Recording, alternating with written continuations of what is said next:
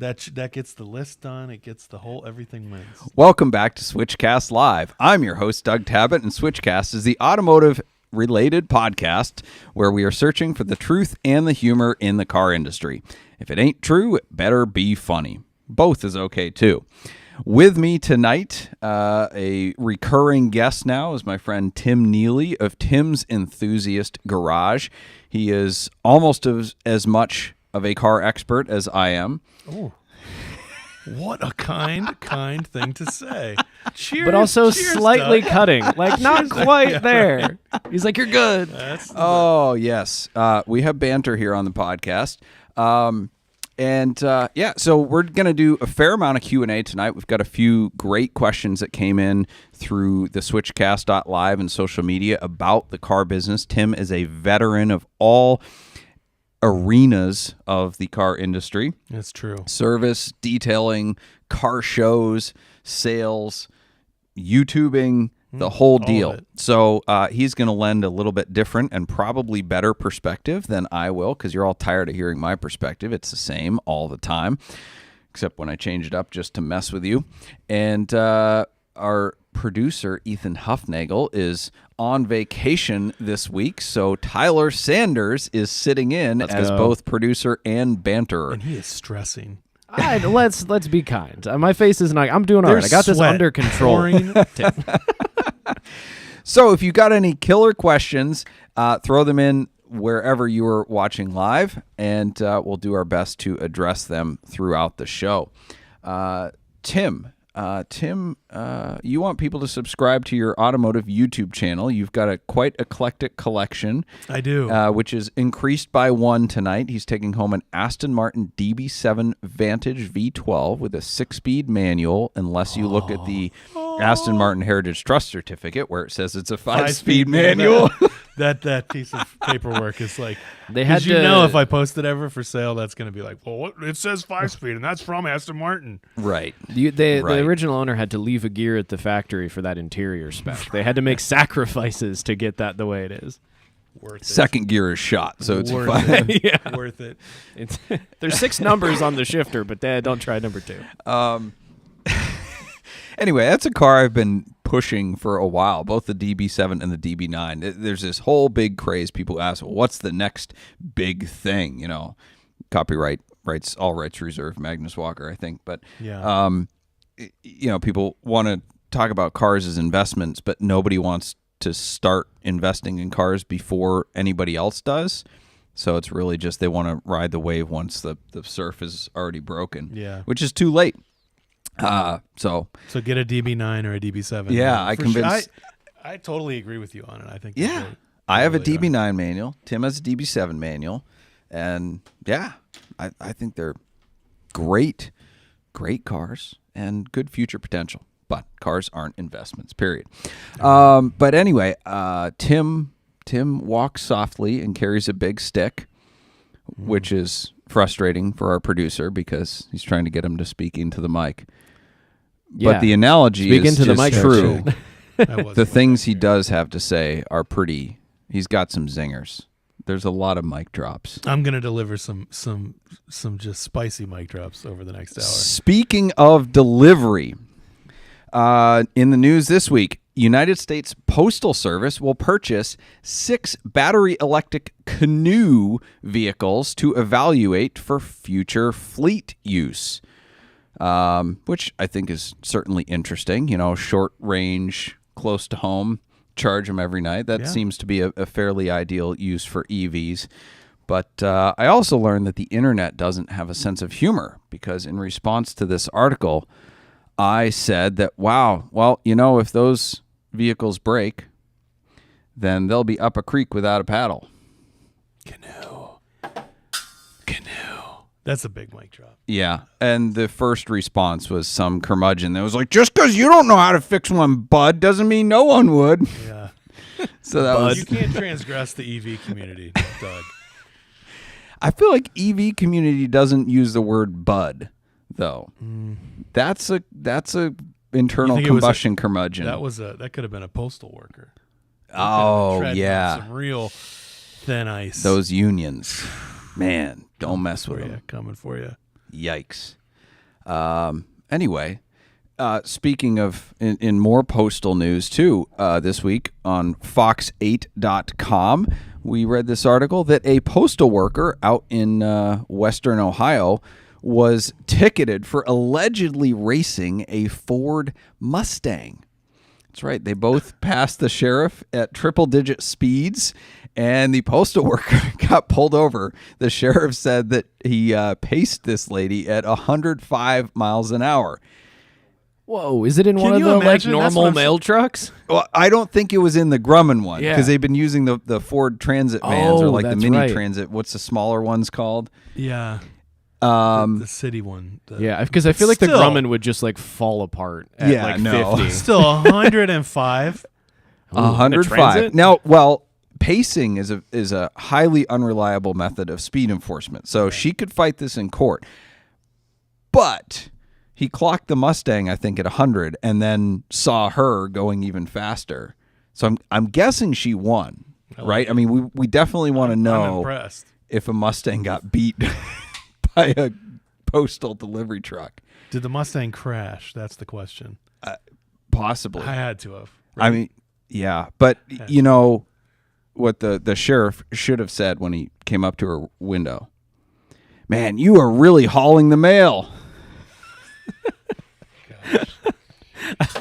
I love Doug's face when he makes those Wow. jokes. I mean, is it? That was not scripted. Are you Actually, going to that was off punish the this? cuff. You had one earlier in the text thread too. I did? Puns. All It's, day. oh, it's great. I mean, 4 days. Here's the interesting thing about this. Well, there's a lot interesting about this. The driver has had her license suspended previously 3 times, and it was only reinstated 2 years ago. Multiple prior speeding convictions. At what point do you just take it away? Hey, good enough for government work. Right? No one saw that. No one. But it's true. If I tried to hire somebody for an exclusively driving job, Dude, your insurance. There's no way. no. They'd be like, They'd be like, no, next. not Right. happening. I know. I have a friend who's excluded from my policy, and his license has never been suspended. He just has too many tickets. 3 suspensions? Only the government can pull this off. That is wild. Oh, my gosh.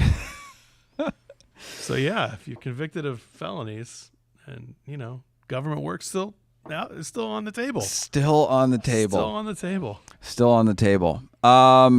Speaking of females, do you like my transitions? I feel like that was a bit of a reach. It'll work. Natalie Tim, I think there's somebody at the Decker. door for you. Yeah. I think you need to. Man. Natalie Decker announced her new partnership with Bikini Zone.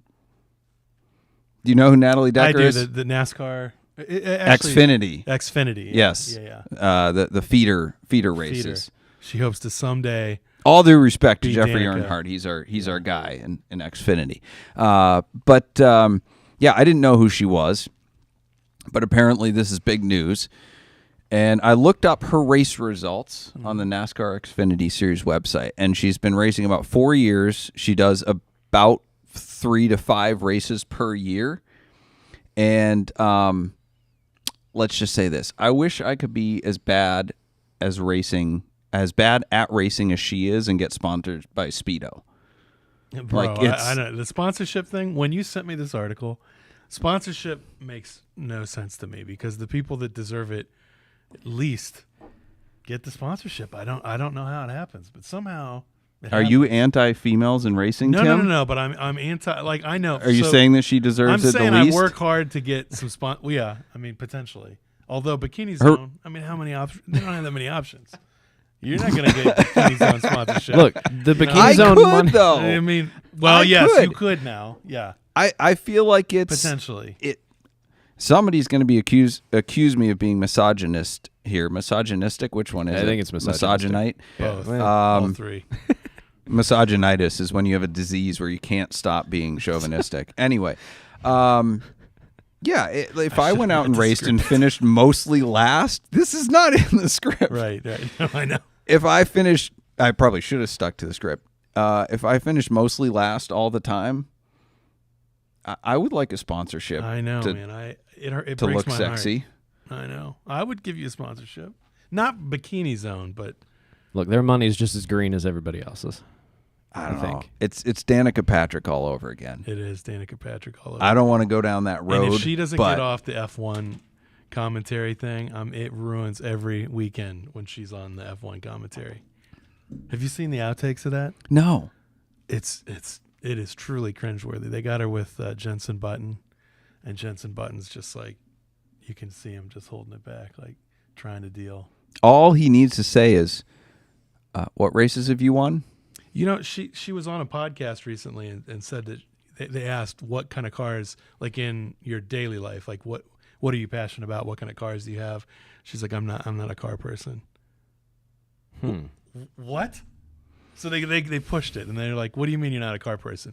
She's like, I can drive cars fast. That's what I do. But she can't, But she doesn't really. have any, it's just, I'm not going to comment on that. But she has zero collector cars, zero like interest in like, she never was like GTI or GT3 or that none of that. So What? then I wonder, how did she get started? Like, what got her into being... Bikini Zone. Oh. Bikini Zone did. It all comes We're full treading circle. on dangerous We're footing here. definitely- Let's What else wrap is in the let's news, wrap Tech? this up with, I would love to see a female dominate a racing series because she wins. That would be great. Absolutely. That would be Absolutely. great. Yep. Okay, I got a tip this week from a former employee at Carvana, since we talk about them pretty Which- much every week. It's still there. Weren't you like they were definitely going to go out of business? Like 6 months ago? I'm still saying we should short them, but 121 is their No, stock they price just keep today. holding on. Oh, I wasn't on the stock price update this week. I'm Yes. shirking my responsibilities over. They have recently removed the trash cans at the headquarters in Tempe, Arizona, to save money on trash removal. Any Whoa. guesses what their monthly garbage disposal bill was? Oh, I don't even know how much that normally costs. Well, our dumpster out back is $85 a month. How many employees do they have? Good question. I can't make it. Could be making a lot of trash. I don't know, $500 a month. 20,000. For what? 20,000. A I don't month? know. They got a lot of papers to shred. I was going to say, are they getting rid of some important stuff? Probably. A month? Peanut Gallery says they're getting rid of evidence. Wow, for And- sure, dude. A month? That's like that can't be. I think we need to rename them Carvanron. Was that in this room? No. Man, Tim is so skeptical. there's so many singers. Look. I got Look. nothing. I got nothing for you. All right. Let's. One more piece of news, and then we'll go to a commercial, and then we can come to the questions that you were prepped on. So I know. I got one zinger. You got one, And You I'm got a like really trying good hard. one. Where do I deliver this zinger? I gotta fit it in I somewhere. really got to get it in there. Like a postal worker, you're struggling with the delivery. Yeah.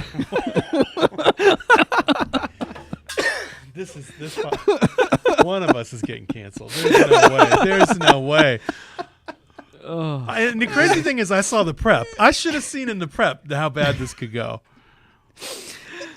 How good it could Yeah. go.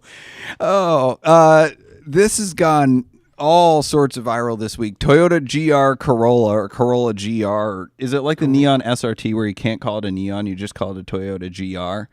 I think no, it's because there's like other GRs. Yeah. So one of the owners, the owner, the driver, did a money shift, went into third instead of fifth, melted a piston, and the quote for a new engine was $42,000. Does it also come with a car? Well, that's the thing. The sticker price on a new GR, if you could buy one at sticker, which you can, but the sticker price is $41,000. 3 cylinders. So- There's 3 tiny cylinders. Yeah. Maybe they just have none. But it's been out for like 2 years in the Yaris, the GR Yaris. Yeah. That is blows my wild. mind. They And just his didn't engine. want to do it. They just didn't want to do it. Thank you, Doc. Tyler gets a rim shot. These guys. We're 2 for 3. There's another script here. That I don't have it. You're like the third cylinder on the Corolla. I'm the one that got melted. Amazing. That was nice. Tim's never coming back after this. It's been a good run, guys. It's been a good run.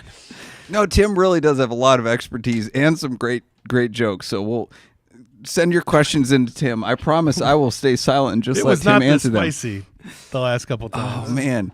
The bourbon's flowing. Something. Anyway, so Toyota will not warranty this because they claim it is driver error, which I'm no lawyer, but I feel like they have a leg to stand on there. So you're looking at me like I'm going to make a joke. No. No, there's no joke there. They'd have two legs if they weren't. I know. Yeah. But I found it ironic that in the Porsche world, buyers and sellers obsess over rev reports and the number of ignitions that have been over redline. And yet I've seen a dozen or more Porsches with hard money shifts with no engine damage. And then you have Toyota over here where it's like one, boom. Well, you could probably, a Porsche, you got to think. The valve springs, everything's designed for, just all day, beat on the car. So you throw 9,000 RPM at it, it's probably like, okay, you get 1, 2. But the Corolla, it's on the edge, right? You know what I mean? Like it's wound out already. It's a very low red line, 6,500 RPM. Yeah, that's like a Mustang. It's all boost. That thing is all boost. Is it like push rod too? Is that why I can't rev fire? Like little tiny push rods? I don't know. That does make sense, so that it's boosted. It's not push rods. Yeah. Lower compression ratio, lower revs. All right, let's pay for this podcast before they stop sending checks in. Stop. All right, Switchcast is brought to you by Boxcast. Boxcast is a live streaming company based in Cleveland, Ohio, and they serve broadcasters and viewers around the world. Their founders launched Boxcast back in 2013 with a single purpose: to make people a part of the experience. So if you're looking to live stream your podcast, church service, car show, sporting event, wedding, or even your cannonball attempt, Boxcast is an easy and flexible live streaming platform for organizations. Boxcast is so easy, in fact, that we're broadcasting this show with a phone. And head on over to switchcars.com/Boxcast for your free trial. And also, I could set it up tonight with a lot of Ethan's help, so I think Boxcast is pretty easy. They're pretty great. Well, hey, Hank, how you doing? Not too bad, Tyler. How are you? He does. Tim, he kind of sneaks in, doesn't he? Where did Comes Hank out of come nowhere. from? Hank, do you That's remember a Tim? fancy watch. Why is it square? Yeah, it's an homage to Mr. McQueen, Steve McQueen. Oh, yeah. He drove Mustangs. Yeah, I was going to say that. Bad. Sorry.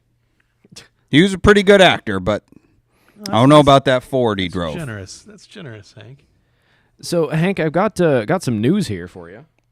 Okay. It looks like You read the newspaper, too? Sometimes I do. Yeah. Did Hank get mail? Yeah, Hank has a package. Really? This came for you. This comes to us from the Anti-Clibbins Club. What's that? I think you know when folks are driving motorcycles and they don't and grass clippings get on the road and it can cause you to get a little squirrely and crash. No, I suppose so. They're probably driving too fast, though. Yeah, I think that's the clibbins they're talking about, is like the grass clippings on the road. Do Gotcha. you think it'd make your Corvettes spin out or anything like that if you drove over them?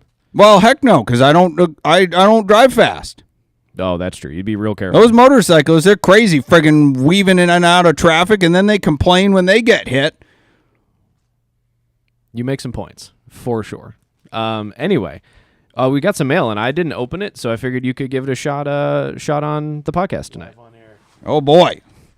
So let's see what somebody sent. Is it a car cover? It'd have to be for a really small car. Yep, I suppose so. Nissan- Well, Nissan I got fitted car covers for my model cars as well. I had a model car built to match my actual Corvette, and I got a cover for it. Don't want to get the nice. dust on it. No, it's a T-shirt.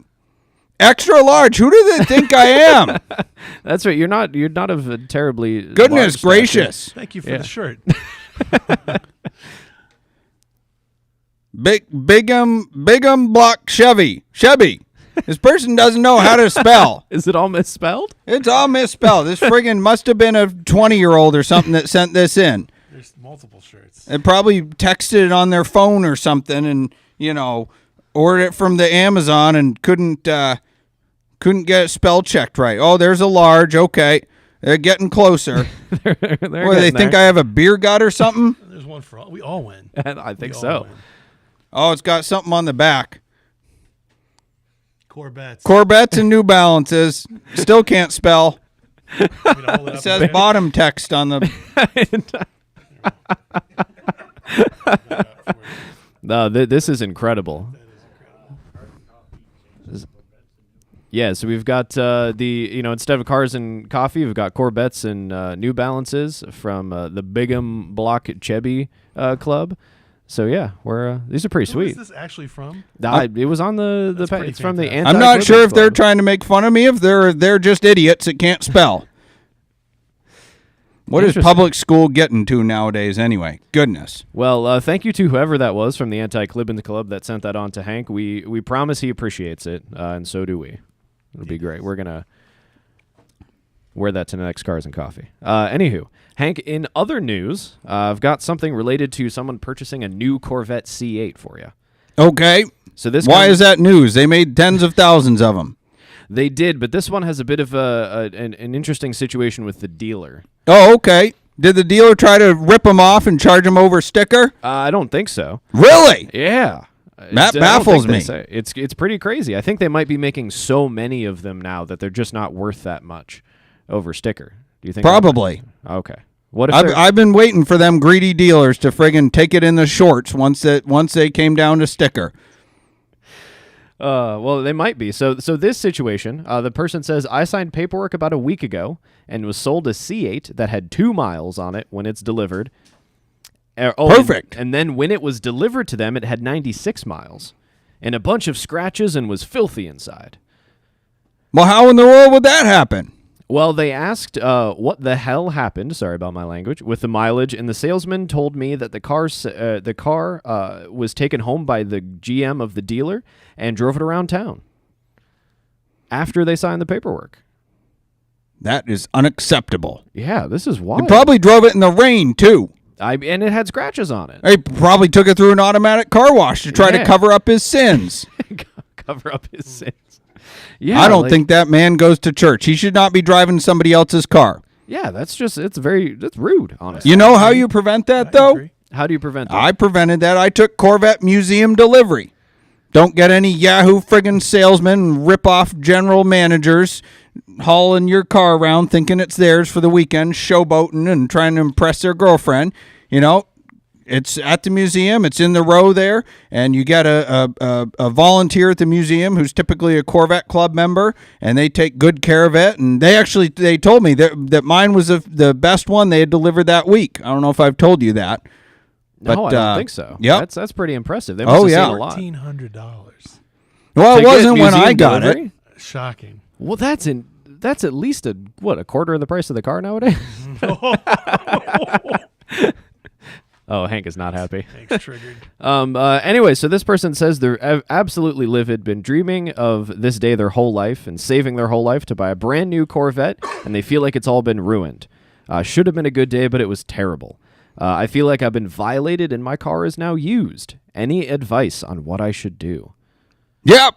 You should order a new one straight from GM and take delivery at the museum. Shove that dealer, tell him to shove it where the sun don't shine, and rip up that contract and leave him some reviews, you know, on the interwebs and tell everybody what you think. Yeah, they shouldn't be allowed to put up with that. 1 star on Goggle. What's goggle? That's what the Hank- Oh, the gotcha. Hank Oh, I gotcha. Hank joke. Pick it up what you put down. See, that's why I didn't get it. Well, anyway. I use MSN. Well, thanks for coming down again, Hank. Tim, did you have any questions for Hank while we're here? Or I'm afraid. You're afraid? I I understand. know. You guys can chat. Did you know that Tim sold his Corvette that he had? I think I heard that last time. I lost a lot of respect for him. But he might buy another one. He's got the itch. He misses it. On a C8 Z06. No, you're one of those, huh? Got too much money. Yeah, well, All right, Hank. Well, thanks for coming down again. And everybody, that was the Thank Corvette you, too, curmudgeon. I think. Brought to you unwittingly by the Corvette Buy-Sell Trade Group on Facebook. That is your source for cranky boomers, overpriced Corvettes, and reinforced stereotypes. And Boy, while- you don't while need to be Hank is afraid. I'm telling you, if you have not seen the Hank video at Amelia Island, is that where the one is? The one with the 918? Yes. I can't believe you can even do that character and stay, because the looks that they're shooting at What are you talking about?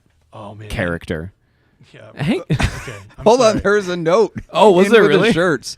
Anti-Clibbins Club. Congratulations, Haas. User now certified member of Anti-Clibbins Club. Keep cranking, gobbers. Gobbers. Is it No, God it's bless? Gobbers. Is there an R? Nope, it's gobbers. Gobbers. Gobbers. Huh. Sounds like a candy. The shirt is pretty cool. Yeah, what And different there's size? an XL, so I guess you're going home with one. medium. Medium.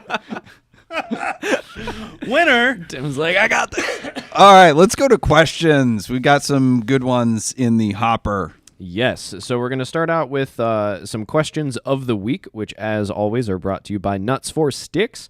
Nuts for Sticks is a brand celebrating the manual transmission in all of its forms. So forget the flappy paddles, because we like shifting ourselves. Check out our fun and funny stick theme shirts at nutsforsticks.com and save 10% on your order using the discount code SWITCHCAST. That is nutsforsticks.com and code SWITCHCAST. Speaking of Switchcast and Switchcast.live, which is your place for all Switchcast things and the best way to get questions into Doug here on the podcast. This one comes from Shannon K, which is, I believe, a longtime listener, and I think we've answered some of their questions before. But Doug, they want to know, has Doug ever told the story of how he became a specialty car dealer? Did he work at a traditional dealership, work at an enthusiast or exotic dealership, or just start buying and selling cars and eventually took the plunge and got a dealer's license? Really enjoy the podcast each week. And so, yeah, long time. And I think I have Great. another question from them later. Okay. Cool. Yeah, I think Tim and I should both answer this. Yeah. We covered it a bit on your first time on the show, but it's always a good rundown of how we ended up here. That's what people always want to know. Like, how do you get to be around cars all the time? My short, smartass answer is that nothing else worked, which is partially true. I dropped out of college, decided engineering wasn't for me, or I wasn't for engineering, and went into business with a friend, and neither of those were real things. Wasn't a real business, wasn't a real friend. So lost my shirt on that. Got a job at a Land Rover dealership when I was, I think, 19 to get my feet back on the ground. Was super excited because I was applying for any job. Like, I was applying for third shift friggin' police dispatcher. I'm glad I didn't go down that career track. Really? I went into a job interview that was somewhere in like Parma or something, in this rented office building with no name on the door. And I went into this interview with a guy who looked like a washed up used car salesman, starched shirt, and, you know, just waiting to grab the cigarette, you know, after the interview, in this office that looked like they had just set it up that morning. And he interviewed me, and towards the end starts like complimenting me, like, yep, I think you'd be a great fit. Like, you know, you've got personal skills, you've got all these different things. You know, we'd like to have you join the team. And at that moment, I realized that I had no clue what the job was. And I was like, I think I just got hired to do door-to-door vacuum sales. And I'm like, no, I'm out. Because it was just one of these like generic ads in the job classifieds. Anyway, so yeah, thankfully I landed a job at the Land Rover dealership, who decided to give me a chance, and I did not let them down. That has its own book of stories in and of itself, but I didn't enjoy the politics of working at a dealership, so I quit and said I can do it better. Ha ha ha, boy, was I an idiot. And just started brokering cars on my own. Got a website, used some Google AdWords, started flipping allocations, and basically just helping people find cars and get the proper deal on new cars. And then it just kind of evolved from there to a bunch of different iterations of the business until I figured out my niche and what I was actually doing. Somehow only went broke once in that period. But, so I've been broke twice. But around about 2012, I kind of like restarted and just said, okay, I'm just going to buy and sell cars. I'm not going to try to do anything fancy because I had an entrepreneurial mindset. So I was always trying to reinvent the wheel, change the car industry, do something great. And I had some really good ideas. I just had no idea how to execute them. And in hindsight, I had some ideas that are now changing the automotive industry. And I had those ideas before they were a thing. But I was like 20 years old. Right. I didn't know how to make them happen. So, yeah, I can't regret it because it wasn't anything I tried and failed at. I was just like, well, I got this idea and I wrote the business plan. I'm like, oh, what do I do with this? So it's, yes, I'm just a used car dealer now, but it's been the most refreshing thing in a sense because it forced me to learn how to just run a business and not be this pie in the sky crazy idea person that, because you can die on the side of the road with great ideas. Yeah, right? Sure. Like all the inventors and writers and stuff that go crazy because their head's full of ideas and they're brilliant, but they can't finish a task or something like that. And I struggle with that, not being brilliant, but not being able to finish a task was my thing. I couldn't bring something to, the finish line. So yeah, it's been 12 years and we're still selling cars and just trying to do it a little bit better every year. And I've slowly started going back into like, okay, I've got some ideas now. I'm going to slowly work these out and see if I can, use that crazy headspace and do some other stuff also. But anyway, Tim, your background. I like it. How'd you get into it? Well, I was in music actually, and me, let me get closer to the mic because it's a proximity thing. I was, I had done other things, and I was in the music industry, and it was definitely keeping me away from the hours. I've done music for years, and it's hard to be successful in music without like really, really dedicating your entire life, like to open to close. Wait, I thought you were a drummer. Right? Yeah, I am. Well, you said you were in music. Right, yeah. But I have vocal performances and production. So anyways, I got out of that, and I had always like had a kind of a side hustle of like selling a car here or there and a car here or there. And then I opened a proper car dealership with a friend who actually was a friend. He was very helpful. His name's James Bentley, in the odd chance that he would be listening. But he was only briefly in the car business, but he was a great like entrepreneur, and he was into like helping other entrepreneurs sort of realize their dreams. And I think all along the way, you mentioned that sort of the wisdom that comes with age. I think I'm always shocked when I hear someone that's 25, or 26, and they're killing it, because at 25 or 26. I was still juggling ideas. I was still sort of not, really on to the right direction of doing things. But so I had never sold cars before professionally, but I kind of knew who I would want to buy a car from, and I kind of knew the kind of cars that I would like to buy. And so I started doing that. I got into Mannheim and, started selling cars there, getting cars there, taking trades. And it was almost all Highline stuff. And I did that for years and years. And it's always kind of either been my main thing or a thing. And I've met a lot of great people like John over the years. There's a guy in here right now named John. He's also a flipper kind of guy like that.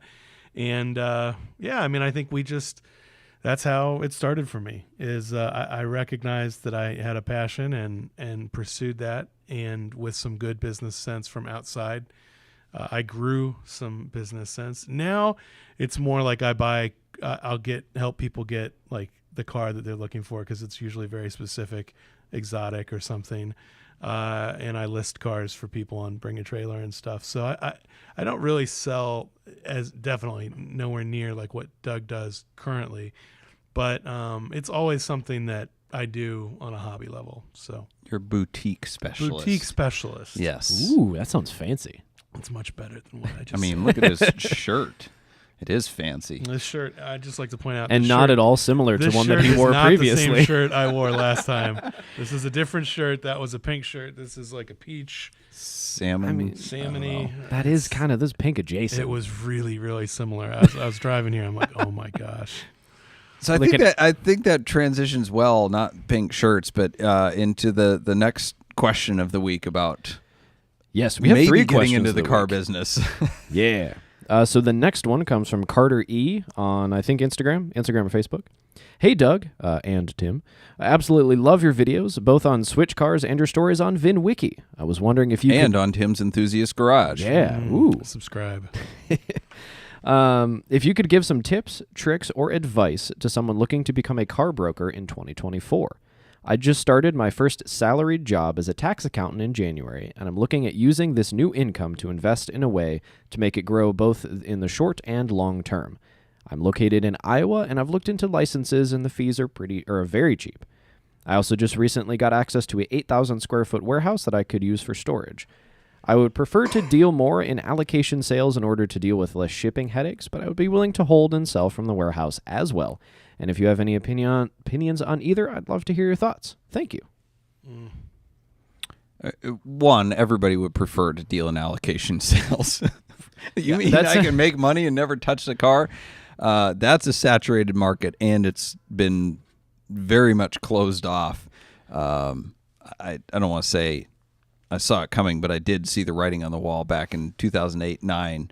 I mean, heck, Porsche shut me down, and then they instituted the VIP program. So, well, they sort of shut it down. They just created a whole new class of flippers.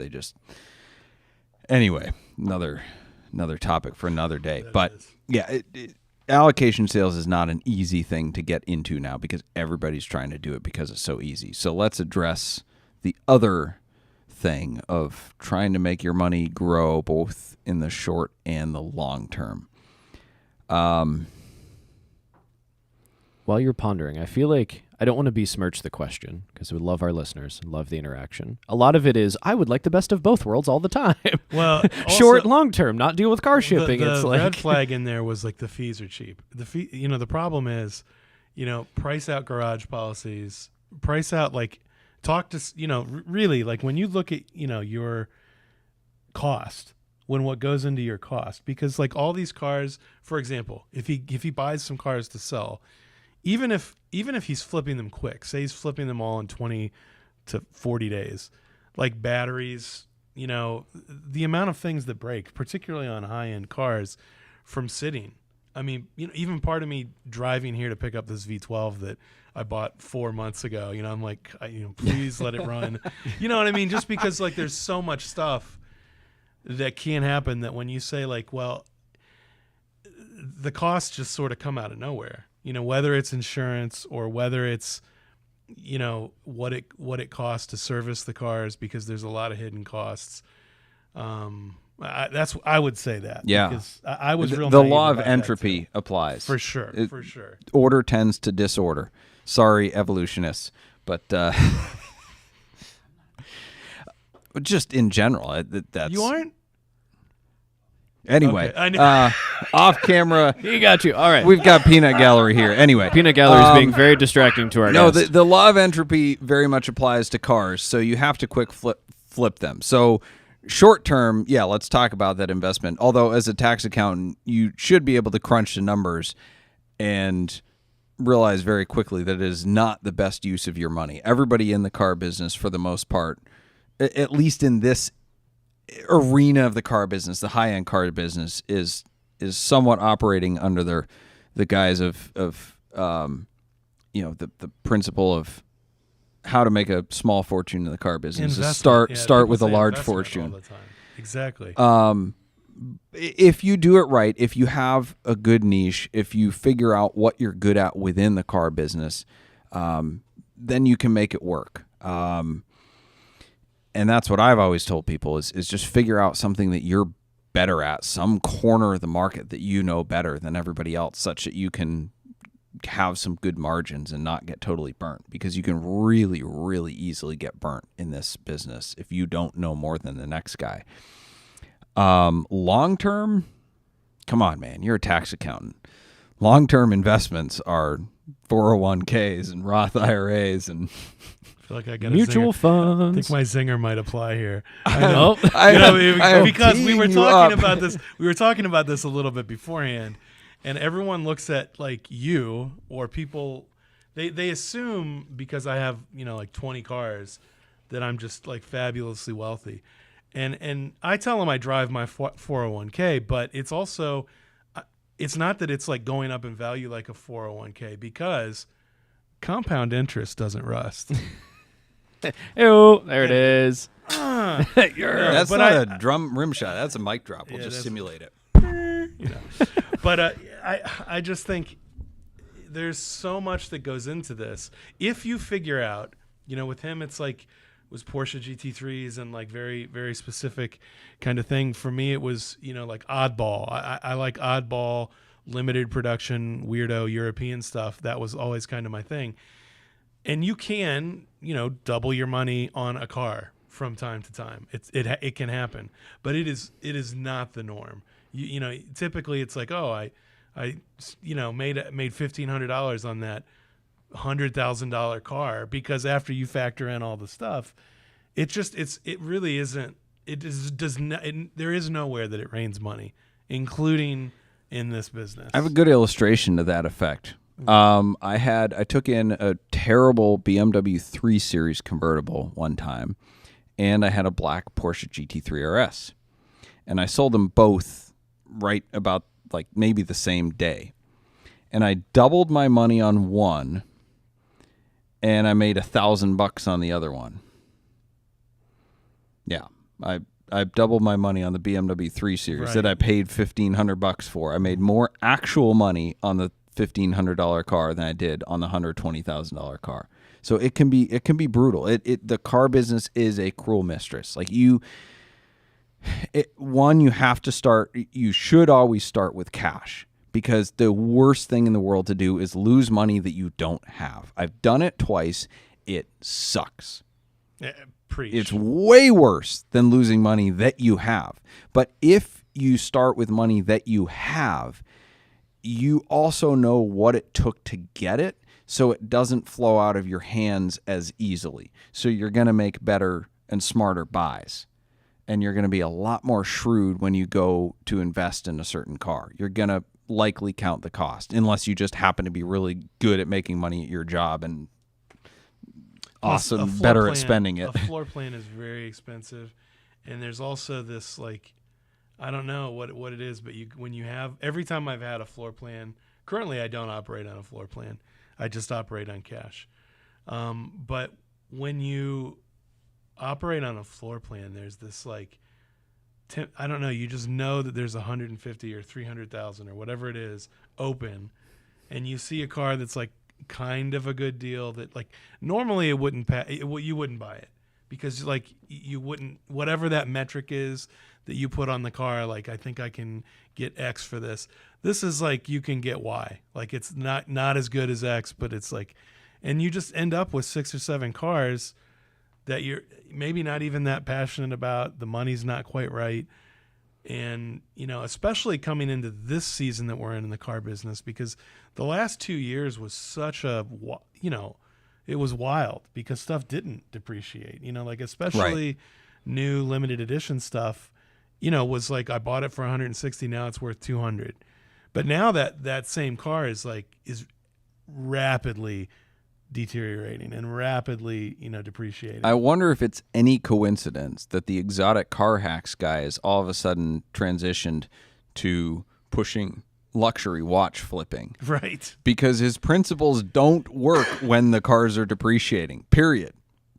And I never made money on The cars that you really like, especially like the clout cars and coffee. We live in this like clout, like SVJ and Senna and all these like Instagram handle sticker on your window. Exactly, super high end. None of those cars have I ever made money on. I mean, maybe once did I buy a car that was like the it car, and they just depreciate, and they're huge outlay. It's like you said $1,500 and you made $1,500 on it.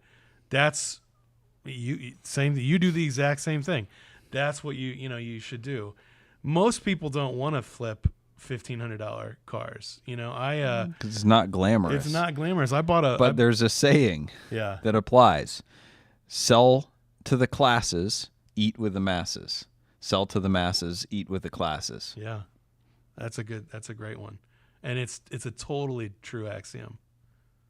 So this guy's dreams are now dashed on the. But I just think that's the point. That anytime anyone asks me this, I try to dash their dreams, because if they can make it past that and go, no, here's my business plan. This is why I'm going to be good at it. This is why I want to do it. Okay, great. And you might. Yeah. But you got to be realistic, and the fees come out of nowhere. The fee that you think it is. Your city's gonna want you to have a smaller sign or not want you to. I mean, they're just owning a business becomes so much more complex than you ever think it would be. This gives me a brilliant idea. Okay. Because every one of my clients wants to be in the car business. They don't actually. They just want a dealer tag to avoid sales tax and think that they can not lose money and whatever. I should use the Paul Mitchell model that they do for salons, where instead of like owning the salon and having employees, they just rent chairs. I should just get a friggin' warehouse and rent dealer licenses. Let like 40 people underneath me pay me money to pretend like they know what they're doing. He won't do that, state of in Ohio. The car business. State of Ohio, he has no intention of actually doing that. This is in not a legal different advice. state. I should do this in a different state. Georgia. That is a great Maybe. idea. But not, of course, not in the state of Ohio. Yeah, That's right. Aren't people from New York getting Georgia dealer licenses with like no-name LLCs in a? Yes. Yeah, but we don't. They're going to shut that down quickly, though. Yeah, I don't think that's because hearsay. there's like stolen cars running around New York City on Georgia dealer tags. Yeah, It's still. I think Georgia. It's bill of like if you have a bill of sale from Georgia, that's all you need, right? It's something wild like that. That is kind of crazy. It's totally. Well, good. Georgia does the bonded titles. So if you have a bill of sale, you can get a bonded title, which is essentially ownership enough to get it plated. And if nobody claims ownership for, I think, 2 years, then you can get a regular title. So you can't sell it, but you can own it with a fabricated bill of sale. Yikes. Allegedly fabricated bill of sale. Yeah. Ooh, that was good. That's kind of a zinger. Ooh, that was. Trying to keep track Oh, here. man. Alrighty, next question of the week. Yes, go for it. This comes from MT3030. Hi, Doug. My name is Matt, and I have a question, and maybe you can help me out. First off, love your videos, especially the Lambert kit car and my Corvette is best Corvette. I'm a 40-year-old electrician and have always loved the Porsche 911. Good taste. What advice can you give me to help me achieve my goal of owning one someday? Any and all advice is appreciated. Hook up the wires the right way and don't burn houses down. Keep electricianing. Yeah, I mean that's a great career. I don't know how much you make or where you're at or what your personal finances are or how many kids you have or whatever, but yeah, 911s can be pretty cheap to get into. You can get a bad 996 for $25,000. I feel like anyone with a decent career can attain one of those. Can confirm. What's that? Can confirm. Tyler's got a good career. He's got A good 996. Yeah, he's got a good 996 in a very rare color. Yeah, I mean, work hard, be smart about it, save up cash, put it aside, make sure your other financial obligations are taken care of, retirement, etc. Your family's taken care of. Put away money for kids' college, but you know, kind of everything in moderation. You don't have to do all of it at once, but yeah, do your homework, do your research, watch the market, educate yourself on it, know what you're looking for, know what the deals are, know why some cars are cheaper than others, and then find a trustworthy dealer like Switch Cars and just pull the trigger. The only thing I'd add to this, and that's helped me, is, I came from no money. So that question resonated with me because I used to think, like, how am I ever going to get the Lotus Esprit was my target. And I wanted to have a Lotus Esprit that by the time I was 25. And so I started saving, and I did, like, you do mental math. I think set a date, set a target, and that's has always been helpful to me. With that target, I had one, that happened for me.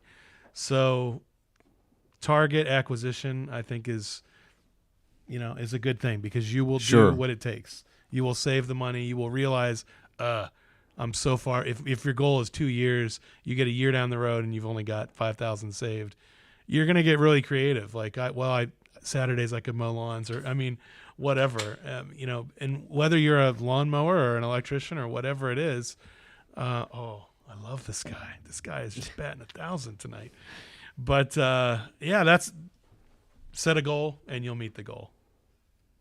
Yeah, I do love the carrot approach because that's how I function that way. My career is like I want the next thing. I want to grow. I want to know how I can improve, and that conveniently fuels my car carrot of I need this amount of money to get into this vehicle. Like I've always dreamed of this. I want this or whatever. So that motivates me because otherwise it's like, what the heck am I working so hard for? Like I have a car carrot of a Ferrari F50, but it's just discouraging.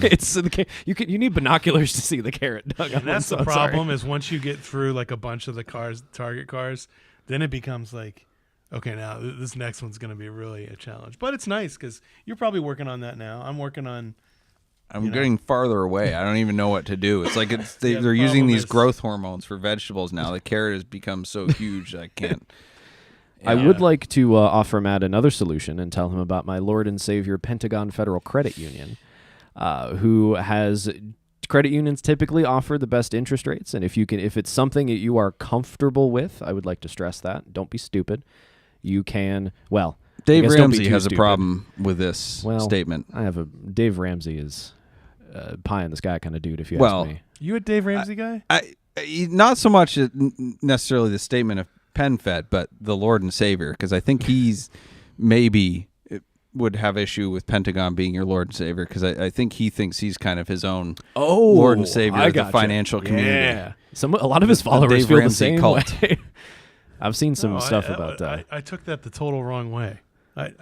Yes. I mean, also the debt thing, but debt can be a tool. It just depends on what you're trying to use it for. I don't know. No debt. I don't think. Yeah, I would for a 911. A 911 is such unless it's like you want a new GT3 RS or like a 911 ST. If your goal is just to get a 911, which could be like even a 997 or a nice 991.1, save the money and get it. Pay cash for it. It's so much more enjoyable to drive that car than it is to drive the one that's got the, $1,600, $1,700, $1,800 note on it. Yeah, but Exotic Car Hack says you should use other people's money because it doesn't cost you any money, and you don't have to worry about depreciation and maintenance, and you only have to make $50,000 a year, and you can buy whatever you want because you just use other people's money. There's also that. I use it as a tool, and I think smell the bankruptcies coming. Well, and I think a tool. I think a crutch is a tool. I think we could argue that to kind of reach up maybe a bracket or a notch on the card. That's what I've always used it for. Is like I want this thing. Did you I'm get almost loans for there. both of your Porsches? You might dislike me, but I financed the entire purchase price of my 996 when I bought it at like 2% interest. I paid $800 in total interest for that car. That's awesome. It was I was 1 year into my career out of college and was like, I want a 911. I want it bad. I'm gonna keep driving this garbage Buick. It wasn't garbage. Buick Centuries from like the early 2000s are so reliable and so comfy. I'm gonna keep driving this. I want that. Finance the whole purchase price. I don't think I'd do it again. knowing what I know now. Well, Joe the electrician's not getting 2%. That's the other anywhere. thing, is the interest rates are much different now. I financed a part of the other one just because I didn't want to put all the cash out because I knew I needed it for some maintenance of both cars. I'm not talking down on anyone that would get a loan for a car. No, I've gotten loans for both of them. For me personally, it just made more sense to, especially when a car's sub $50,000, which is kind of what I think what we're talking about. Or not even sub $50,000, like sub. So whatever this guy makes in a year, whatever he's trying to get is probably like half of what he makes in a year, and that's savable. Like maybe not in a year, but like in a couple years. Anyways, that's my point. But you will get your 911 and follow these excellent tips. Yeah, not exotic car hacks. Don't follow those tips. Please don't. No. Real tips. There is no hack in the car world. Cars cost money to own. Period. There is depreciation. There is insurance. There is maintenance. For a little bit. That like 2 years ago, year and a half ago, which is when what they were saying. That was like quasi plausible. Only if you got your timing right, though. It's only crazy. if you timed it. I would never.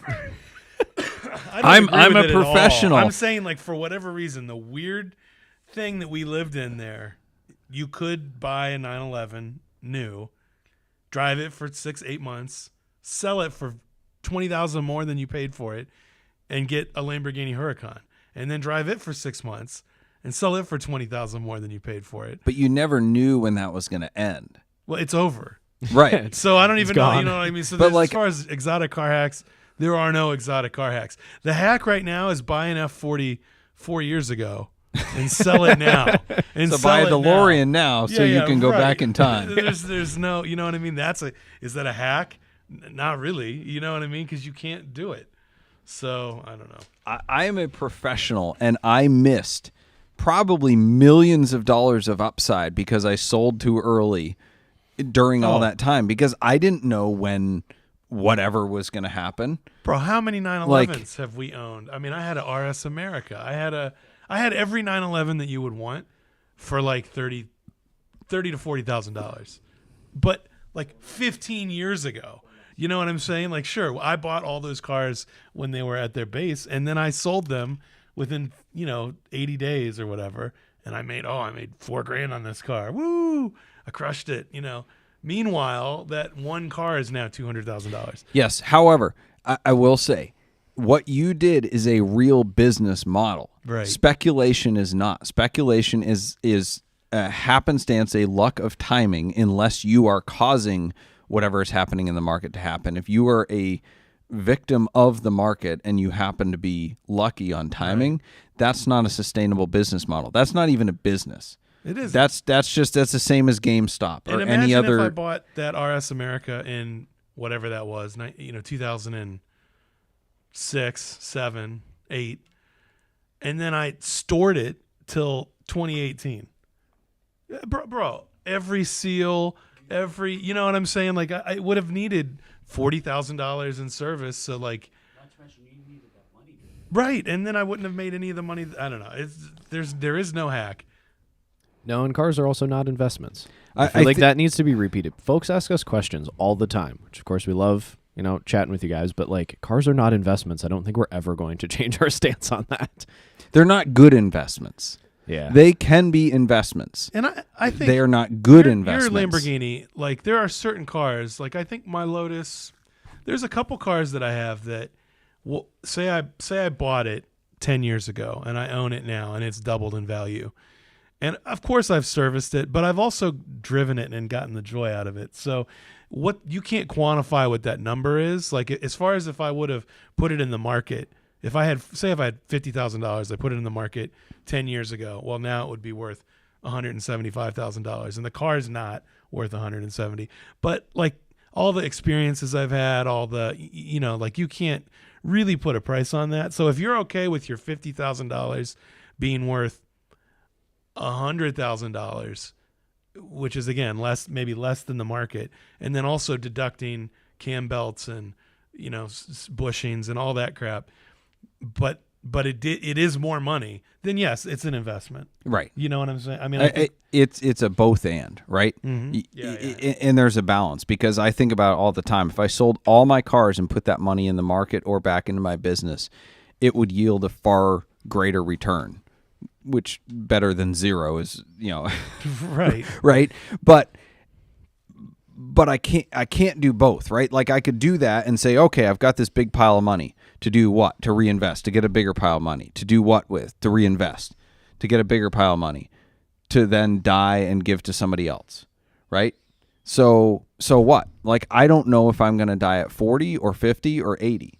And I would like to enjoy some of the fruits now, both for my own enjoyment and to share with other people, because I can't take that stuff with me. And part of it, like, yes, I want to leave a legacy, but I'd rather like enjoy a legacy with people now versus one that I will never see the fruits I of. could not agree with you more. But then I can't go to the other extreme and just go, YOLO, friggin', let's buy a Bugatti. Bring out the loans, baby. Yeah. The loans. PenFed, give me an F50. A little bit of a good thing. I will say, if you raise your kids right, and you like everything you said earlier, pay for make sure you got money for college, make sure you have a life insurance policy, like all these, like, sort of like save this money, do these things.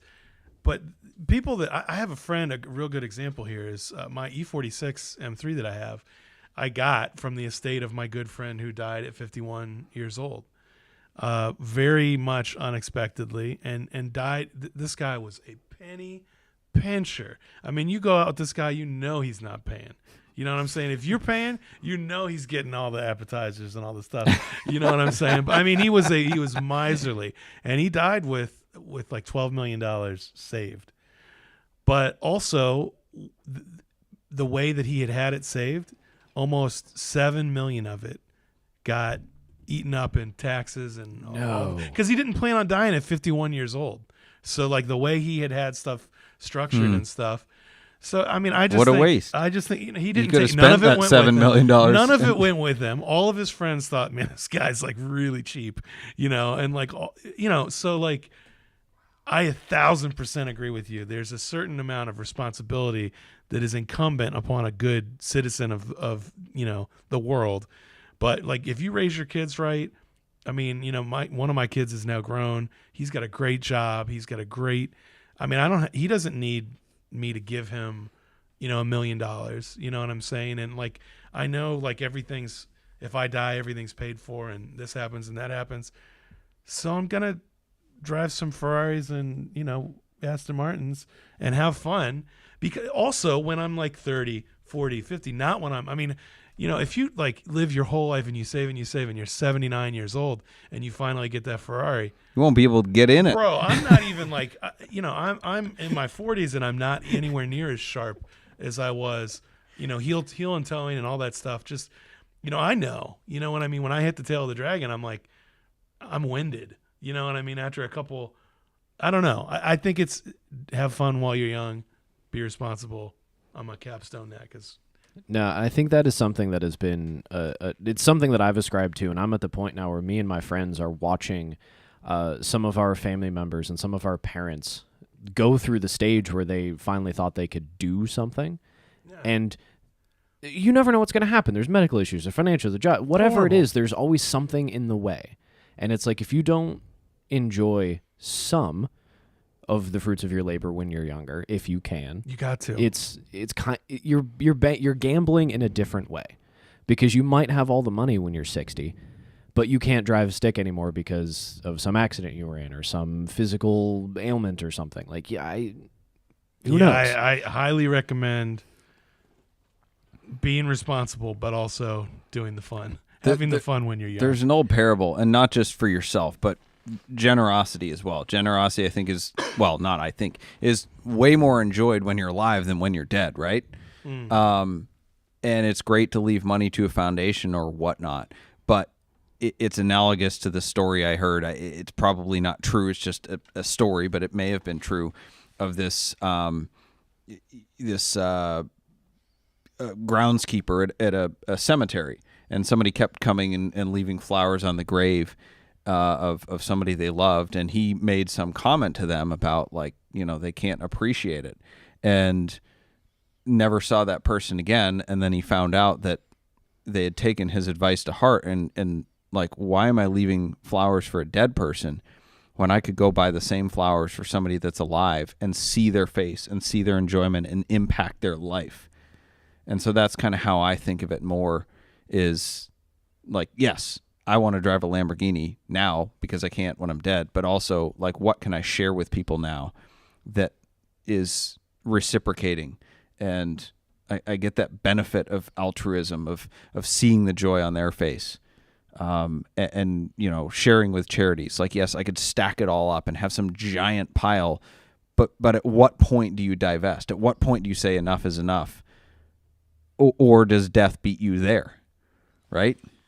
Yeah, there's a whole lot of people dying real young, these last few years. And it definitely, I think it's been a reality check for a lot of us that, this whole, scrimp and save, particularly Dave Ramsey now has been mentioned 4 times. But, his whole thing is like, no loans, pay the house off, no fun, drive a crappy car, don't have, no. But in fairness, his mantra is no fun while you have debt. Once you have paid the debt off, moderate the fun with everything else, with investing. Realistically, which I agree with, because debt extent can cause stress. Debt can actually rob that enjoyment of what you're trying to accomplish. But if you're 25 right now, and the crappiest house that you can even think of is $475,000. Go finance that Porsche from Switch Cars. That's what I'm saying. Yes. You need to visit Pan Fed. For sure. I'm serious. Because realistically, and it just keeps getting worse, and the interest rates for houses are like 8%. So, like, if you want a GT3, Let's go. let's go. All right. On that note, we've run out of time, so we're going to go to the props and flops, and we'll try to do some tip talk afterwards. So if you've been saving your questions or asking them throughout the show, we will address those afterwards. But this will wrap up the regularly recorded segment of our show for you audio listeners. So the props and flops of the week are brought to you by Switch Cars.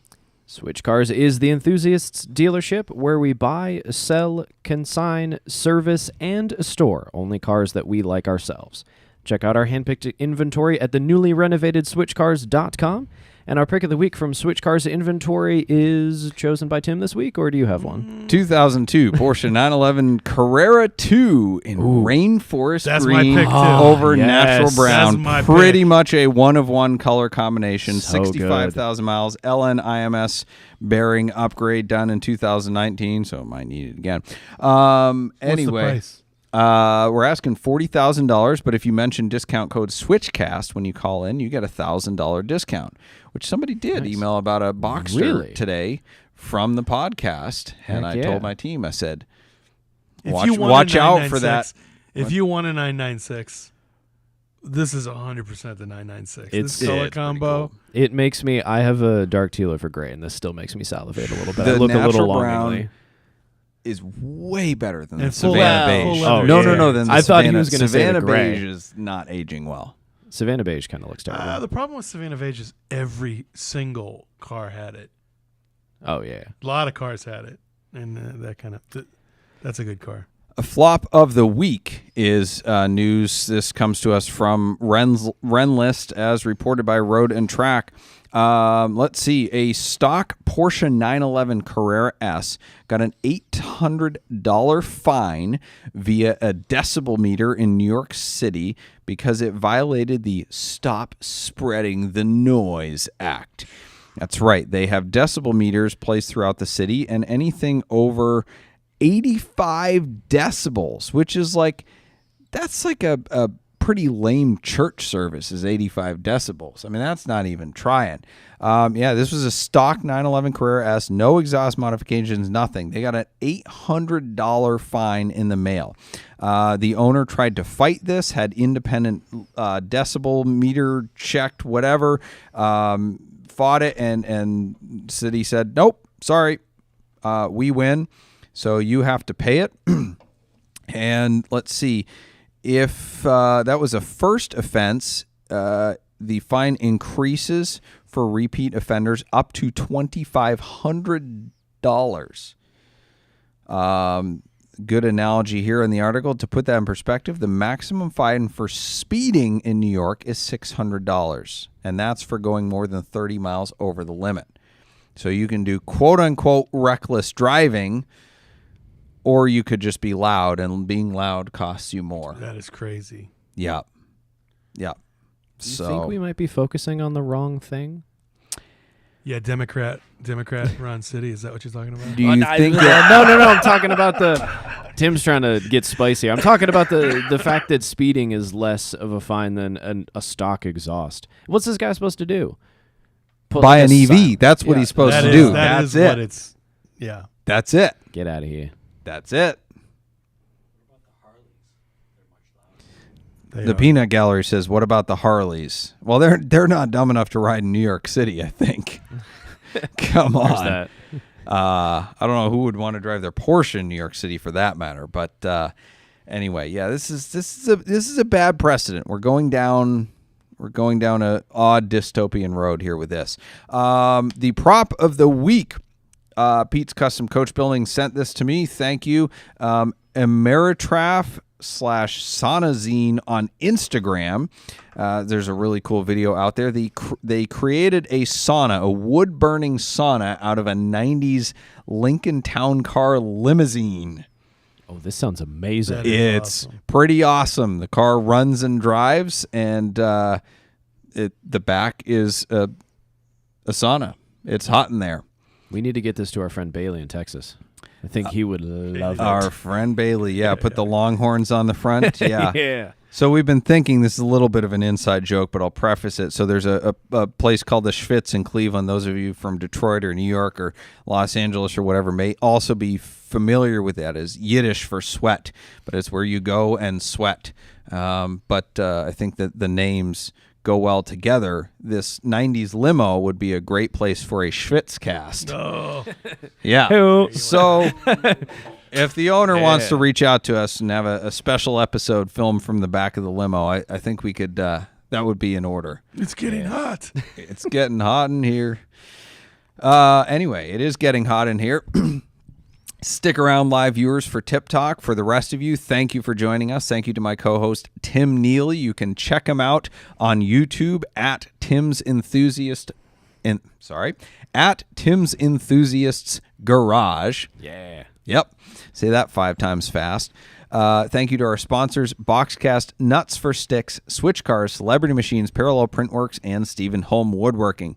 Thank you to our interim producer and banterer, Tyler Sanders. I almost called you Tyler Huffnagel.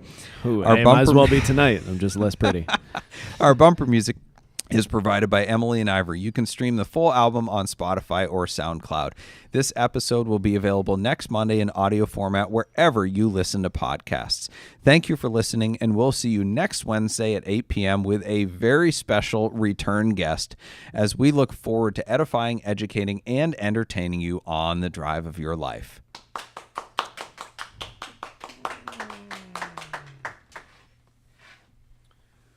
Alrighty. So Tokyo 2020 Olympics tonight asked Purple Esprit update, No. which I'm assuming is for you, Tim. Yeah. Purple Esprit update.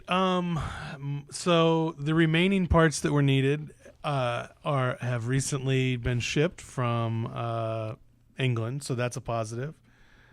The whole car is PPF'd now. That is a positive, and hopefully will be assembled in video documentation of the assembly over the winter/spring of this coming year. So that's the update. It's not great, but that's something. Did you take a car apart and paint it purple? Oh God! I mean, never, ever, ever see a car that's been sunbaked for 20 years and think I can restore that. Even if you are have the skills to do it all yourself, still don't do it. Still don't do it. But thank you for watching and caring, and it will be roadworthy within 16 or 17 months. Years.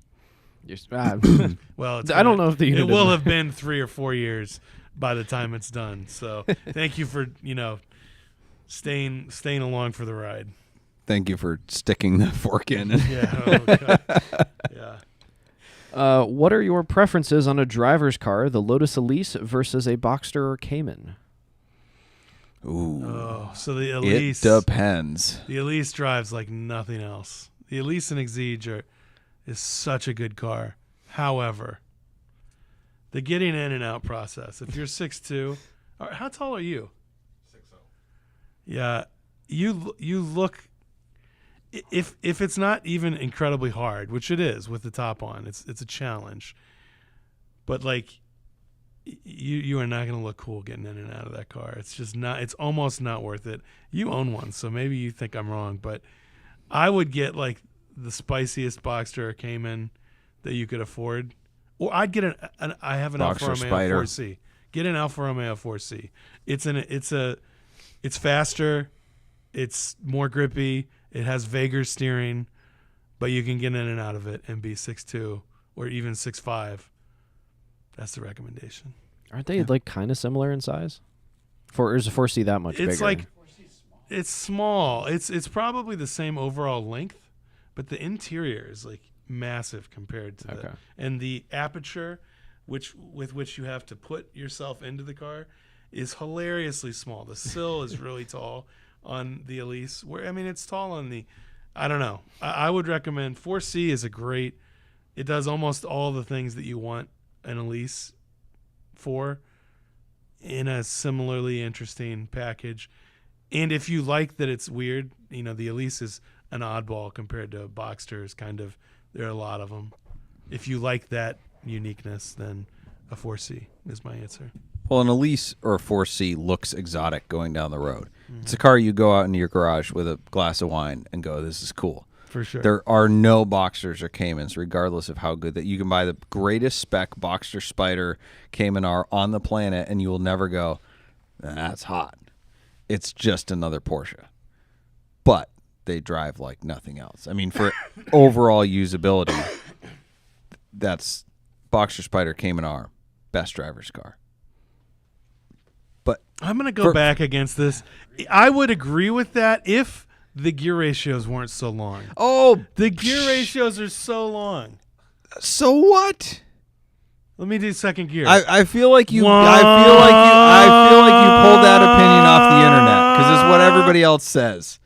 Bro, I think first they're time just I drove fine. a Cayman S, because it's more structurally rigid than a Boxster S. That car feels like it has 125 horsepower, and the gears are so long, and it's just so in a Gallardo, it makes sense to have long gears. You got almost 500 horsepower, or you do have 500 horsepower.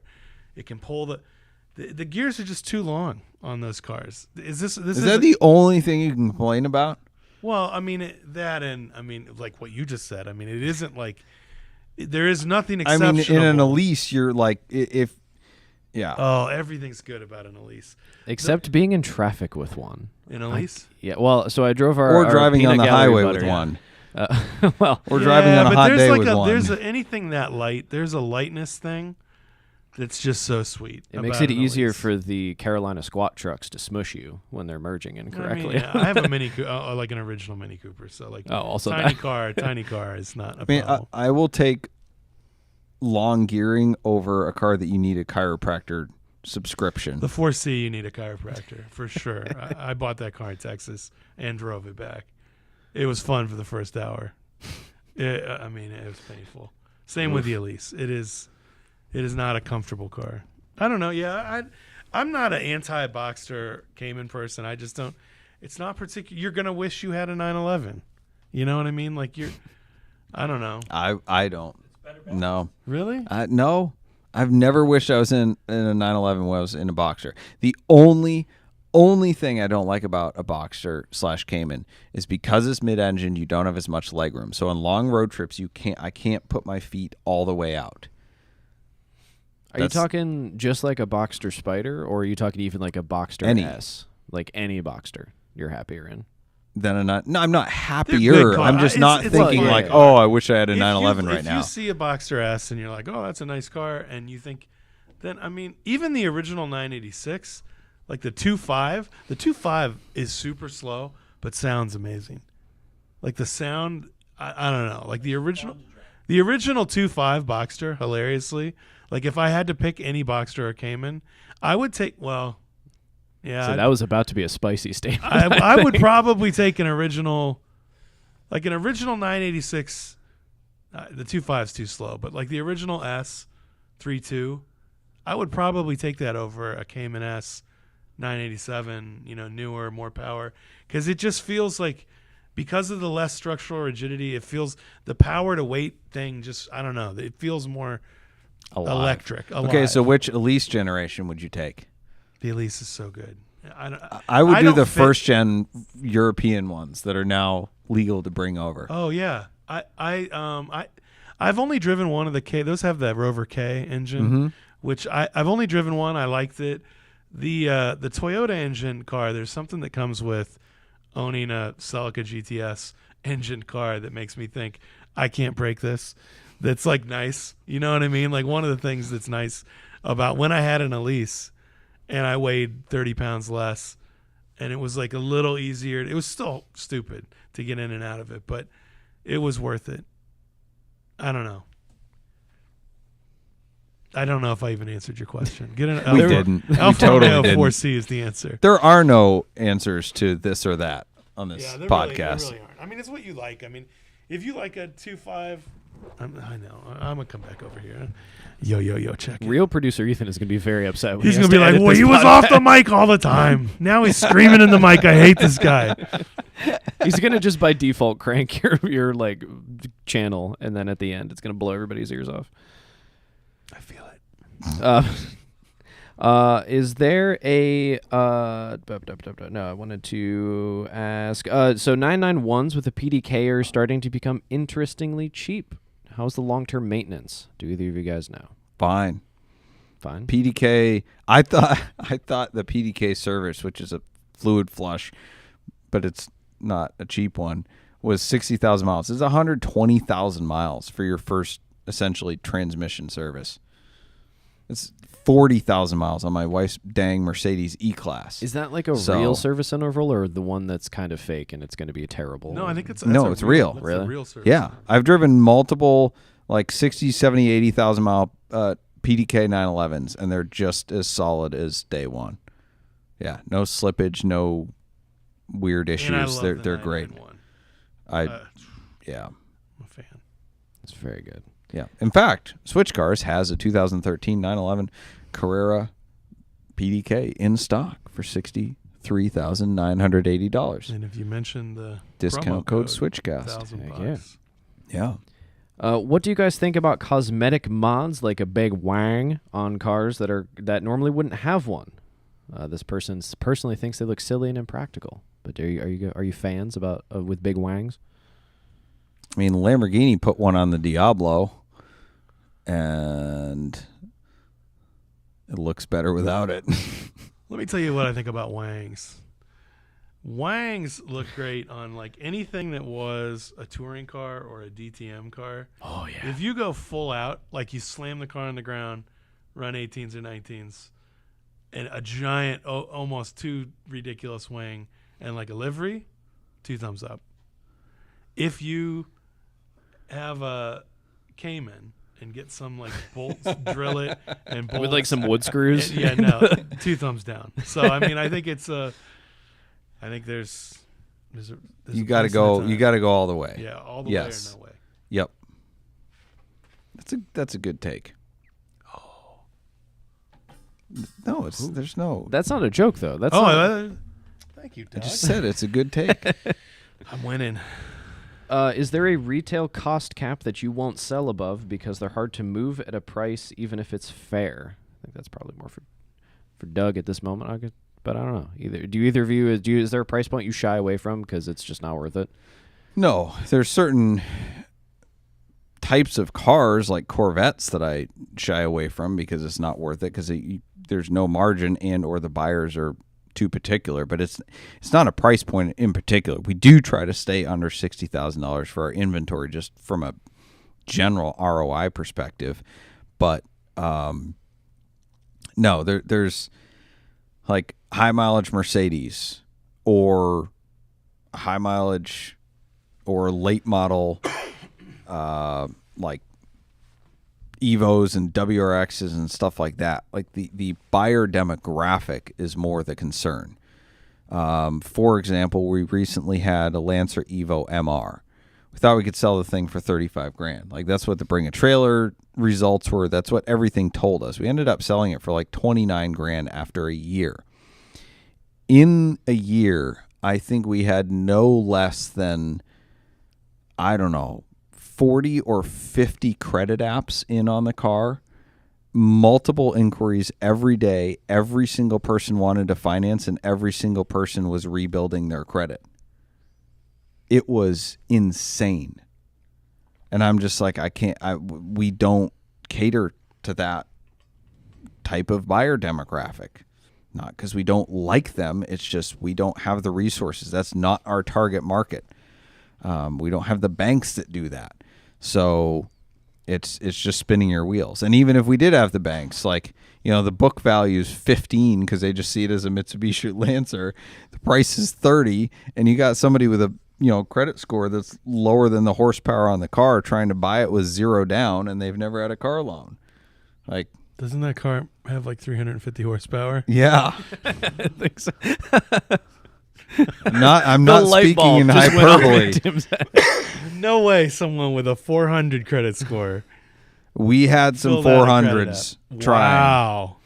That's bold. Yeah, I It's like, never can you lived get in- mom I as your never cosigner? I never lived in that world. I could not, and would. There's no way. That world manifested itself with that type of car. Man, that's rough. So there's certain cars that we avoid like the plague because of that. Yeah, going back to the guy who wants to start the thing, almost every car I ever sold, I never did loans. Like, they always had cash for the car because it was that kind of car. I don't know. That's a horrible situation. Yep. Yikes. I've realized I've been forgetting to say who's asked these questions. So we've had Devin Everybody Ruckus, likes a call out. Come on. Gumby, Eurobus22, and Anthony Russo asking all those questions. So thank you all. Users who are around a lot. We love hanging out, and we love new questions as well. Coon the Goon asked, would you rather have a new ZR1 or a new 991 Turbo? I mean, am I paying for it, or is it? I don't think it's a big gift. price difference there. I would like a car with a third pedal. Mm. Yeah, that's true. Neither of those have that. Yeah.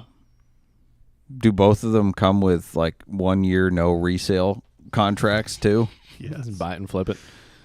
I'd probably pick the turbo because it's going to be a better daily driver, and that, to me, any new sports car, I don't care how fast it is around the ring or how many horsepower it has, they're so synthetic that they are really expensive, high horsepower traffic, as Tyler likes to say. So I want the car that is the best commuter traffic, and absolutely the Porsche is going to do that better. Weirdly, the Turbo S is like the most fast, boring thing I've ever been in. I really don't like these new. Of all the 911s that they current, I would rather have a Targa 4 GTS than a Turbo S. I know that's a crazy, But that's not the choices. yeah, I'd take the Corvette. I mean, as crazy as that sounds, I'd take the Corvette. Ugh, it feels dirty. I do like, well, no, I don't. I do like the aftermarket treatments that some people have done to C8s, like Callaway and Caravaggio, kind of like Yeah. smoothing out, making them a wide body, not all the like plastic flares and accents and stuff. I think they made it as close to a good looking car as that body style could be. You can order the Z06, which is the only one that's you can currently order in the high level C8. You can order the Z06 with all that crap painted body color.